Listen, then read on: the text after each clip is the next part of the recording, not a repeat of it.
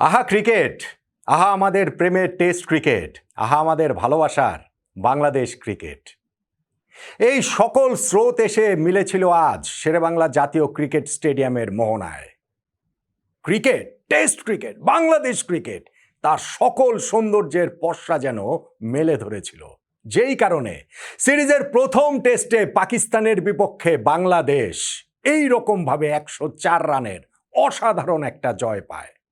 পাকিস্তানকে আমরা পাকিস্তানের মাটিতে গিয়ে হারিয়ে এসেছি, কিন্তু দেশের মাটিতে টেস্টে পাকিস্তানের বিপক্ষে জয়টা অধরাই ছিল। এবং সেই জয়টা আমরা কিভাবেই না মুঠোবন্দি করলাম। এই টেস্টে বাংলাদেশের প্রতিপক্ষ শুধুমাত্র পাকিস্তান ছিল না, আমাদের প্রতিপক্ষ ছিল আবহাওয়া তথা বৃষ্টি, আমাদের প্রতিপক্ষ ছিল সময়, এবং শেষ দিনে এসে তো আমাদের প্রতিপক্ষ হয়ে উঠেছিলেন যেন আম্পায়াররাও। এবং সেই সব কিছুকে জয় করে পাকিস্তানকে বাংলাদেশ দুমড়ে মুচড়ে দিল। এই টেস্টটা বাংলাদেশ দাপটের সঙ্গে জিতল, যেটা আমাদের নিশ্চিতভাবেই স্মরণীয় টেস্ট সাফল্যগুলোর মধ্যে থাকবে। দেখুন, এই টেস্টটা শুরু হওয়ার আগে আমি বলেছিলাম বাংলাদেশের কাছে এখন পাকিস্তান যা, জিম্বাবুয়েও তাই। মানে জিম্বাবুয়ের সঙ্গে ম্যাচে আমরা যেভাবে অ্যাপ্রোচ করি পাকিস্তানের সঙ্গে সেটা করতে পারি। আমার হিসাবটা ছিল সিম্পল, যে এই দলটার বিপক্ষে আমরা সর্বশেষ ওয়ানডে সিরিজ জিতেছি, সর্বশেষ টি-20 সিরিজ জিতেছি, সর্বশেষ টেস্ট সিরিজ জিতেছি। জিম্বাবুয়ে ছাড়া আর কোন দলের বিপক্ষে বাংলাদেশের এরকম রেকর্ড আছে বলেন তো দেখি।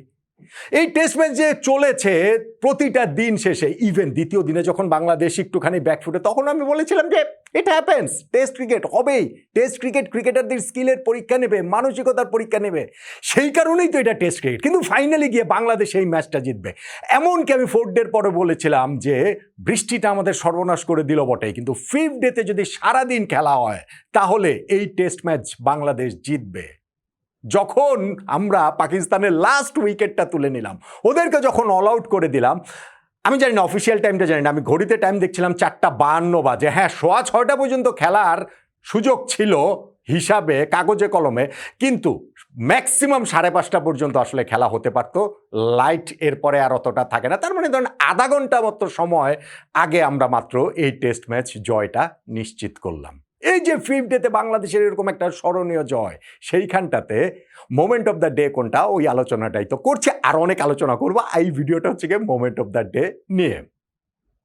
যে পাকিস্তান, একটা কথা আছে না, ওই পাকিস্তানিরা বড় বড় কথা বলে, ওই বাতেলা যে হ্যান করেঙ্গে তেন করেঙ্গে, কত কিছুই তারা বলে টলে। এই যে 4th ডে শেষে প্রেস কনফারেন্সে এসে তাদের সালমান আলী আগা বলে গিয়েছিলেন যে না, বাংলাদেশ যদি ওরকম 70 ওভারে 260 রানের মতো টার্গেট পাকিস্তানকে দেয়, তাহলে পাকিস্তান ওই রান তাড়া করার জন্য লড়বে, চেস করবে পাকিস্তান। কিন্তু বাংলাদেশ এরকম সাহসী হতে পারবে না। 70 ওভারে 260 রান চেয়েছিলেন তো সালমান আলী আগা, আমরা ওদেরকে 76 ওভারে 268 টার্গেট দিয়েছিলাম। আমাদের ক্যাপ্টেন নাজমুল হোসেন শান্ত 9 উইকেটে 240 রানে ইনিংস ডিক্লেয়ার করেছিল। কই, পাকিস্তান তো জয়ের জন্য খেলে নাই, বরং লাস্ট সেশনটা যখন শুরু হয় তখন তারা একেবারে ভয়ে গুটিয়ে আছে। ওই সেশনে বাংলাদেশের আরো 7টা উইকেট লাগবে। মনে হচ্ছিল যে সেটা নাও হতে পারে, বৃষ্টি, আবহাওয়া, পুরো টেস্ট ম্যাচ জুড়ে যা যা হয়েছে সেটাই পাকিস্তানকে বাঁচিয়ে দিতে পারে। পাকিস্তানের তখন 152 রান প্রয়োজন।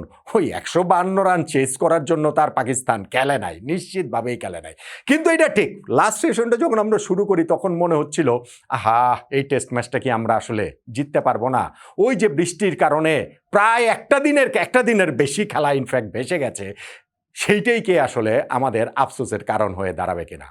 দাঁড়ায়নি তো, কারণ আমাদের একজন নাহিদ রানা রয়েছেন, একজন আগুনে বোলার রয়েছেন, এবং ভাই কি অসাধারণ একজন পেস বোলার তিনি, যে নিয়ে এই টেস্টের প্রথম ইনিংসে মোটেই ভালো বোলিং করতে পারেননি। একটা উইকেট পেয়েছেন, কিন্তু 21 ওভারে ওভার প্রতি প্রায় 5 রান করে দিয়েছেন, 104 রান দিয়েছিলেন। কিন্তু এই টেস্ট ম্যাচে সময় মতো তিনি ঠিকই জ্বলে উঠেছেন। আমাদের একজন সিংহ হৃদয় তাসকিন আহমেদ রয়েছেন, যিনি সময় মতো ব্রেক থ্রু দিতে পারেন। আমাদের একজন তাইজুল ইসলাম রয়েছেন মেহেদী হাসান মিরাজ, যারা তাদের ওই স্পিন ডুওতে সময় মতো বাংলাদেশ টিমকে আবার ম্যাচে ফেরাতে জানেন। এই যে টি এর পরের কথাটা আপনি যদি হিসাব করে দেখেন, আমাদের 7 উইকেট লাগবে, পাকিস্তানের 152 রান লাগবে, তারা ওই রান তারা করবে না। না মানে না, এখানে আলোচনার কিছু নাই। টি এর পরে প্রথম যে এইখানটাতে আমরা শুরু করলাম, ফার্স্ট 2টা ওভারে আমরা 2টা ব্রেক থ্রু এনে দিলাম। তাইজুল ইসলাম তিনি ওইখানটাতে প্রথম ওভারটাতে আবদুল্লাহ ফজলকে আউট করলেন, আম্পায়ার আউট দেননি, বাংলাদেশ রিভিউ নিয়ে আউট করেছে। এবং সেকেন্ড ওভারটাতে তাসকিন আহমেদ তিনিও ওইখানে আরেক যিনি সেট ব্যাটসম্যান সালমান আলী তাকে আউট করে দিলেন। অবশ্য রিজওয়ানকেও আউট করেছিলেন, তিনি আবার রিভিউ নিয়ে বেঁচে গেছেন, বল লেগ স্টাম্প মিস করছিল। কিন্তু এই যে টিয়ের পরে প্রথম দুইটা ওভারে বাংলাদেশ 2 উইকেট নিয়ে নিল, ওইখানে কিন্তু আমাদের জয়ের বিশ্বাসটা আবারও ফেরত চলে এসেছে। এবং বাকি কাজটুকু কে করেছেন? নাহিদ রানা।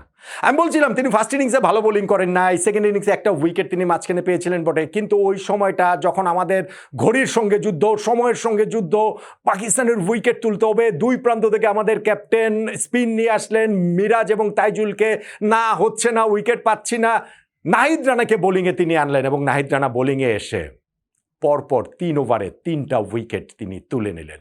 প্রথমে সৌদ শাকিলকে অফ স্টাম্পের বাইরের একটা বল, সেটা সৌদ শাকিল চেস করতে নিলেন, উইকেট কিপারের হাতে ক্যাচ দিয়ে আউট হয়ে গেলেন। নেক্সট ওভারে মোহাম্মদ রিজওয়ান বলটা ছেড়ে দিয়েছিলেন, নাহিদ রানা বলটা ভেতরে ঢুকে মোহাম্মদ রিজওয়ানকে হতভম্ব করে কিংবা বোকা বানিয়ে কিংবা বলদ বানিয়ে আসলে ওইখানে তাকে বোল্ড করে দিলেন। আমরা আরেকটা ব্রেক থ্রু পেয়ে গেলাম। এবং নোমান আলী পরের ওভারটাতে আম্পায়ার এইবারও আউট দেননি, এইবারও আমরা রিভিউ নিয়ে নোমান আলীকে এলবিডব্লিউ করে দিয়েছি। ফলে এইখানে যে পরপর 3 ওভারটাতে নাহিদ রানা 3টা উইকেট, মাঝখানে আবার তাইজুল আরেকটা উইকেট হাসান আলী তুলে নিয়েছেন, ফলে বাংলাদেশের জন্য জয়টা হয়ে গেছিল কেবলমাত্র সময়ের ব্যাপার। বাট স্টিল লাস্ট উইকেটটা তো তুলতে হবে, এবং সেই লাস্ট উইকেটটাও কে তুলেছেন? নাহিদ রানাই তুলে নিয়েছেন। শাহিন শাহ আফ্রিদিকে শর্ট অফ লেন্থের বল করেছেন, সেটা শর্ট লেগে সহজ ক্যাচ দিয়ে তিনি আবার রিভিউ নিয়েছেন। মনে হয় যেন ওইটা যে তার হাতে লেগেছে, গ্লাভসে লেগেছে, সেটা তিনি জানেন না। ঠিক আছে, পাকিস্তানিদের ক্রিকেট চরিত্র তো এরকম, সেটা আমরা জানি। আচ্ছা ঠিক আছে, একটা চান্স নিয়েছে, এটা না হয় তাদেরকে ছেড়ে দিলাম। কিন্তু ওই লাস্ট উইকেটটা হওয়ার পর পুরো বাংলাদেশ আসলে উল্লাসে ফেটে পড়ে। কেননা এই টেস্টে আমি বলছিলাম যে ওয়েদার একটা বিরাট বড় ফ্যাক্টর ছিল। আমরা এই ওয়েদারকে বিট করেছি, টাইমকে বিট করেছি, আম্পায়ারকে বিট করেছি। যেটা আমরা বলছিলাম সেটা হচ্ছে 3টা অন্তত পক্ষে ডিসিশনের ক্ষেত্রে। ধরেন আবদুল্লাহ ফজলের উইকেটটা আম্পায়ার আউট দেননি, আমরা রিভিউ নিয়ে তাইজুলের বলে তাকে আউট করেছি। এইখানটাতে হচ্ছে গিয়ে আরও একটা সৌদ শাকিলকে আম্পায়ার ওইখানে আউট দেননি, এবং সেইখানটাতে তিনি কেবলমাত্র আম্পায়ার্স কলে বেঁচে গিয়েছেন। তার মানে তিনি আম্পায়ার যদি আউট দিতেন তাহলে ওই আউট উইকেটটা আমরা পেয়ে যেতাম। নোমান আলীর উইকেটটার ক্ষেত্রে গুরুত্বপূর্ণ, তাই আম্পায়ার আউট দেননি, আমরা রিভিউ নিয়ে উইকেটটা তুলে নিয়েছি। ফলে এই 3টা ডিসিশন আমাদের এইরকমভাবে আম্পায়ারের বিরুদ্ধে গিয়ে আর কি আমাদের করতে হয়েছে। সো সেইটা হচ্ছে একটা ফ্যাক্টর। আর আজকের দিনের যে শুরুর অংশের কথাটা বলবো, সেইখানটাতেও বাংলাদেশ সাহসী ছিল কোন জায়গাটাতে?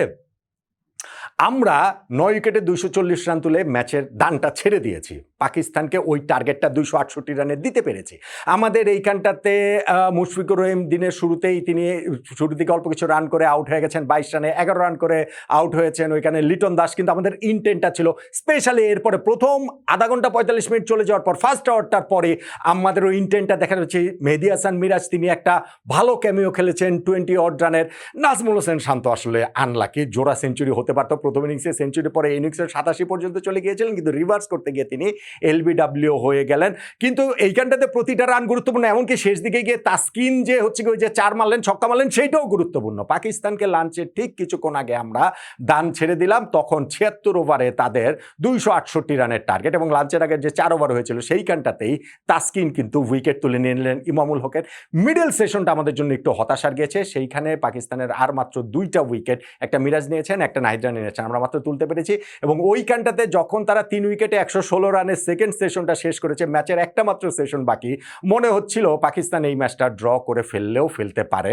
আমাদের ওই আবহাওয়াজনিত হাহাকারে, আফসোসে, এত সময় নষ্ট হওয়ার ওই কষ্টটাতে হয়তো বা পড়তে হবে, কিন্তু না, লাস্ট সেশনে বাংলাদেশ দুর্দান্ত পারফর্ম করে ম্যাচটা ঠিকই জিতে নিয়েছে। তাহলে এই যে দিনটা গেল, যেই দিনটাতে বাংলাদেশ আক্ষরিক অর্থেই যেই টেস্ট ম্যাচটা ওভারঅলে যদি আপনি হিসাব করেন যে আমরা আবহাওয়াকে বিট করেছি, টাইমকে বিট করেছি, আম্পায়ারকে বিট করেছি, পাকিস্তানকে তো বিট করেছি বটেই, তাদেরকে 163 রানে সেকেন্ড ইনিংসে অল আউট করে দিয়ে 104 রানে যে জয়টা পেয়েছি, এই লাস্ট ডেতে মোমেন্ট অফ দ্য ডে আসলে কোনটাকে বলবেন? অবশ্যই আমাদের ইনিংস ডিক্লারেশনের জায়গাটা গুরুত্বপূর্ণ, অবশ্যই আমাদের ইন্টেন্ট গুরুত্বপূর্ণ, অবশ্যই লাঞ্চের আগের ওই 4 ওভারের মধ্যে এই ফার্স্ট উইকেটটা তুলে নেওয়া গুরুত্বপূর্ণ, অবশ্যই নাহিদ রানার যে লেট বার্স্ট সেইটা গুরুত্বপূর্ণ। কিন্তু আমার কাছে মোমেন্ট অফ দ্য ডে যদি বলেন, সেটা হচ্ছে টিয়ের পরের প্রথম 2 ওভারে তাইজুল এবং তাসকিনের ওই 2টা উইকেট তুলে নেয়া, আবদুল্লাহ ফজল এবং সালমান আলী আগার। ওই সেট 2 ব্যাটসম্যানের উইকেট তুলে নেওয়া, তার চেয়ে বড় কথা টি এর পরের ওই লাস্ট সেশনে আমাদের 7 উইকেট লাগবে, প্রথম 2 ওভারে যখন আমরা 2 উইকেট পড়ে গিয়েছি, পুরো টিমের মধ্যে ওই বিশ্বাসটা আরো অনেক বেশি জোরালো হয়েছে। ওই টি এর পরের প্রথম 2 ওভারে 2 উইকেট তুলে নেওয়াটাই তাই বাংলাদেশের এই অসাধারণ, অবিস্মরণীয়, অনেক দিন মনে রাখার মতো একটা জয়ের। যদিও পাকিস্তান খুবই দুর্বল, জিম্বাবুয়ের মতোই দল আমাদের কাছে, তারপরও পাকিস্তান তো এই জয়টার তাই টার্নিং পয়েন্ট আমার কাছে, টি এর পরের প্রথম 2 ওভারে 2 উইকেট তুলে নেওয়া। এখন কি হবেন আপনি?